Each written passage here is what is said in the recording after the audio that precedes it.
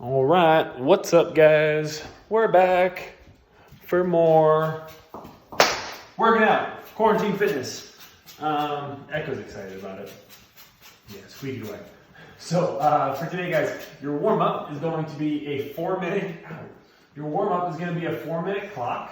You are going to do 5 1¼ squats. So the 1¼ squat. You're going to find your squat stance, so feet outside your hips, screw the feet into the ground, press the knees out. You're going to sit all the way down below parallel, stand to half, back down below parallel, and then stand up. And you're going to do 5 of those. So again, from the side, all the way down, part way up, all the way down, all the way back up. You're going to do 5 of those. When you're done, you're going to do 5 dip drives against the wall. So you're going to find yourself heels against the wall or in line with an object. And again, my butt and my upper back are going to be in contact with the wall. I'm going to dip down 3 inches, heels on the ground, and then I'm going to stand nice and explosively. And I'm going to do that 5 times, just priming that overhead movement for the day. Ow. After that, you're going to do 3 vertical jumps to a lunge landing. So what that's going to look like is you're going to hinge to your hang position, jump as high as you can up in the air, and then you're going to land in a low lunge, and then stand back up. So pretend I'm jumping super high, dip, jump, low lunge landing, stand up. And you're going to do that 3 times on each leg. You're going to go through that 4 minutes. So for 4 minutes, just work through as many rounds as you can, get the heart rate up. After that, you've got 2 rounds. You're going to do 5 Kang squats and 5 slow push-ups. So for the Kang squat, again, feet in squat stance, back's nice and flat. I'm going to hinge, find those hamstrings. Then I'm going to pull the chest up nice and high, sit below parallel. And then I'm going to come back into that good morning, find the hamstrings again, and then stand up. 5 reps. And then you're going to do 5 slow push-ups. So for the slow push-ups, you can do them on the ground or you can do them on an elevated surface. But plank position, so squeeze your belly, squeeze your butt. Elbows are in tight to the body the whole time. I'm going to touch my bra line down to the object, so the floor or my couch or whatever, and then press all the way back up. And you're just going to do those nice and slow. So slow on the way down, slow on the way up, really warming up the shoulders. So that's your warm up. After that, you've got your strength work for the day. So if you're doing this with one object, you're going to do this whole complex on one side and then repeat the whole complex on the other side. Ways that you can add some weight here. So you can definitely add a backpack. It's probably your best bet. So if you have a kettlebell and the kettlebell is not quite challenging enough, kettlebell or dumbbell, you can just take a backpack, load it up with some weight, and that can be your option. Otherwise, ideally, this is done with a barbell. So what's going to happen is you're going to either step that bar out of a rack or you're going to clean it up to your shoulders. And then you're going to do a 15-second hold at parallel with a front squat. So a couple of points of performance on the front squat. Grab a bar here.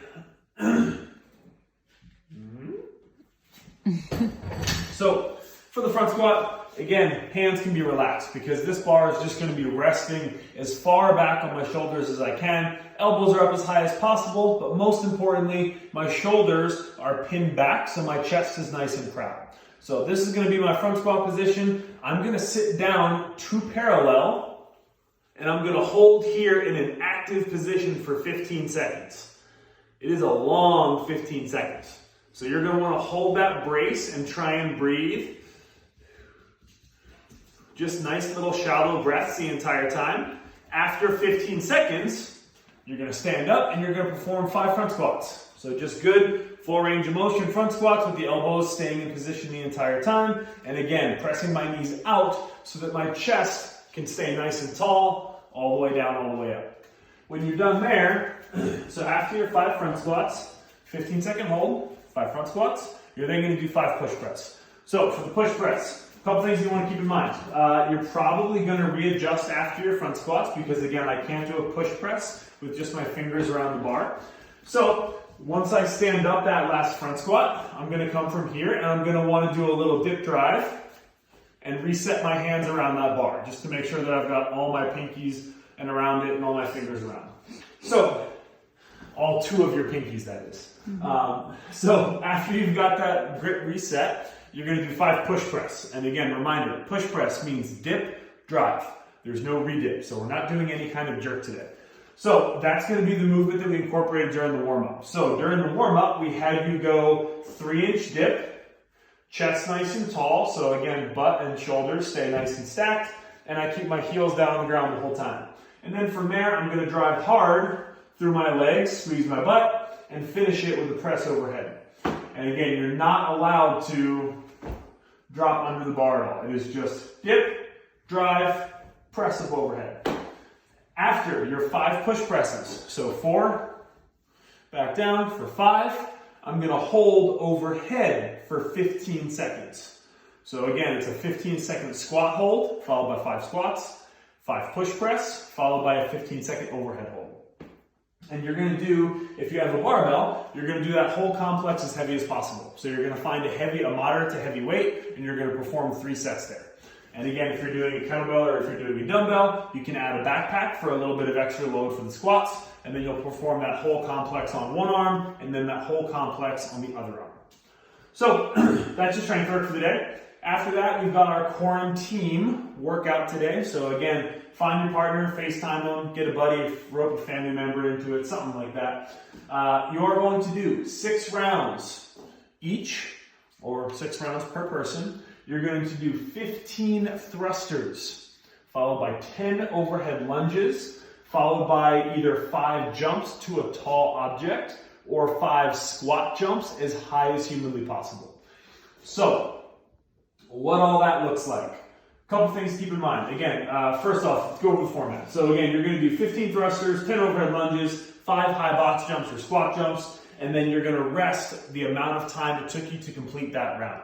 So today is going to be a have your iPhone out kind of day, and you're just going to lap every time you finish a round so that you can rest the equivalent, the exact amount of time. Or if you have a partner, you're going to do an entire round, and then you'll rest while your partner does an entire round. And you're going to do 6 rounds each for 12 rounds total. So, a couple things as far as movement goes. For your thrusters, most important thing that we're looking for is a decent rack position. Again, it's going to be a little different than the front squat. So for my front squat, I've got my pinkies off the bar, potentially, and my elbows up super high. For a thruster, I need to have all of my fingers around the bar so that I can go into an adequate overhead position. My elbows can be a little bit lower, so again, I don't need to be quite so high. I just need to make sure that they're high enough that the bar stays resting on my shoulders and that my elbows stay way clear of my knees. Once I go through that full squat, I'm going to stand up normally, and then when I get to a quarter squat, I'm going to stand hard and drive that barbell all the way overhead to lockout. Again, I'm not locked out right here. But bar comes back down to the shoulders, and I'm going to rinse, repeat, going into that overhead lockout every time. When you're done, in a perfect world, you're going to finish your last thruster and go right into overhead lunges.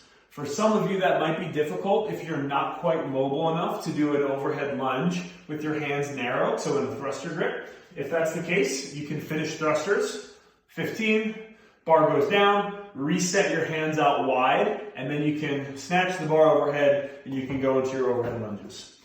But either way, for the overhead lunges, the elbows need to stay locked out the whole time. So again, no matter what width you use, you can go as wide or as narrow as you want, but the elbows need to stay locked out the entire time. And when I lunge, I'm always lunging out to, again, a nice 90-90 position. Active shoulders, so pressing up with those elbows the entire time, keeping tension in my upper body, and then pressing back up to full extension.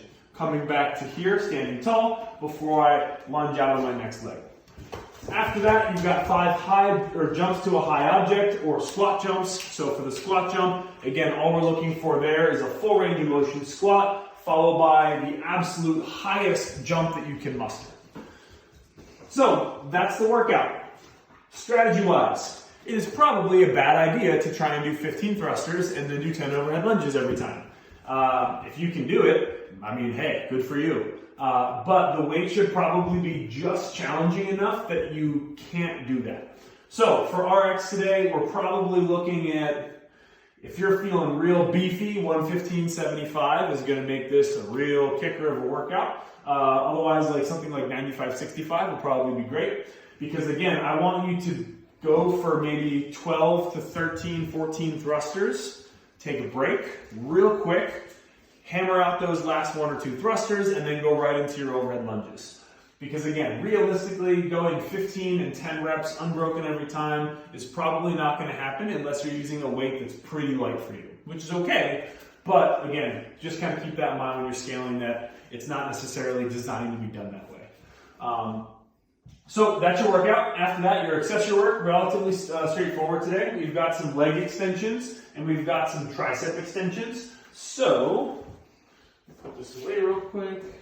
Hey Tim. Yeah. What if they don't have a barbell? For what? I can talk about dumbbell, kettlebell, and all that stuff. Yeah. So again, just a reminder, guys, for the workout, if you've got a kettlebell for the workout, you're right. Thank you, wifey. I see what she was saying now. So, rewind. For the workout, if you have a kettlebell or a dumbbell, you are going to do the same reps and you're going to split it up amongst both arms. So do not double the reps or anything for the workout. Meaning, you'll do your thrusters, you'll do 8 thrusters on one arm, followed by 7 thrusters on the other arm. You will then do 5 lunges on one arm, followed by 5 lunges on the other arm. So again, you're going to do the exact same rep scheme if you're doing a one object movement, either a dumbbell or a kettlebell. So do not double the reps or anything like that. Should be challenging enough unless your dumbbell or kettlebell is super light. But I don't think that's the case based off of what I know most of you guys have. So good call. Thanks, wifey. Crushed it, pound it. Going into your accessory work now, guys. So for the leg extensions, the best thing to do is pinch an object between your feet. Your backpack is probably going to be your best bet here. So again, take a backpack, or if you have like a med ball would be an ideal scenario, but or a dog that will sit still maybe. Dumbbell. What? Dumbbell? Yeah, so what we're going to do here, so again, you're going to get the object between your feet. Echo, back up. So you're going to put the object between your feet. You're going to want to be seated up a little bit higher than me. This is a little low for me because my feet are on the ground. But all we're going to do is you're going to brace on the object. I'm going to extend through my knees to full extension. Lock my knees out, and then I'm going to come back down to 90 degrees, back up. And I'm going to do 15 to 20 reps total. And again, if I were to sit a little bit higher, this movement would look a little bit less odd, a little bit less weird, because I would be able to come down comfortably in the bottom. So after that, you've got 15 to 20 tricep extensions. So you can always do these with a band. So if you've got a band around, you can lap it around anything, and then you're just going to find a position where you got some tension. You're going to start at 90 degrees or just above. You're going to press down so that the elbows lock out, and I'm going to control back up so that the only joint that's moving is my elbow. I don't want to see any moving of the upper body. There shouldn't be any kind of hinging or anything like that. Other options would be taking your backpack or your med ball or your dumbbell, any of these things. You're going to go up overhead, start locked out. I'm going to come down to 90 degrees and then press back up to extension here. So either way, I'm getting that same movement in. Hi, come on. Either way, I'm getting that same movement in. It's just again a different way to skin the cat. So after that, your last thing for the day is going to be a little bit of mobility. So for the mobility stuff that we've got, you're going to do a figure 4 stretch, and then we're going to do a seated pigeon. So for the figure 4 stretch, what we're looking for is I'm going to create a figure 4 with my legs, and then I'm just going to lean down this leg here so that I get a hamstring stretch on this leg, and I also get a little bit of a low back and QL stretch on this side. So I'm going to go down this leg for 1 minute, and then I'm going to go down the other leg for a minute as well. After that, you're going to do a seated pigeon. So this is a little different than our normal pigeon in that it incorporates more low back stretching into just the glute stretch. So what you're going to do, you're going to sit one leg on top of the other. So I'm going to take this foot, put it on top so that I get an intense glute stretch in this leg. And then when I lean forward, I'm going to add in a low back stretch. And I can also lean off to one side or the other to kind of change and intensify that stretch. If you can't comfortably put your foot on top of your knee, so if you're a little bit limited because of knee pain or mobility, things like that, you can just leave your foot out in front here, and then I can lean forward this way. And it'll be a little bit less intense stretch in the glute, but it'll still get you that. So that's your training for tomorrow, Thursday. So enjoy. And as always, tag us, Forged by Zeus, Palace.Ithaca, CrossFit Queens, and we will see you guys back tomorrow for Friday.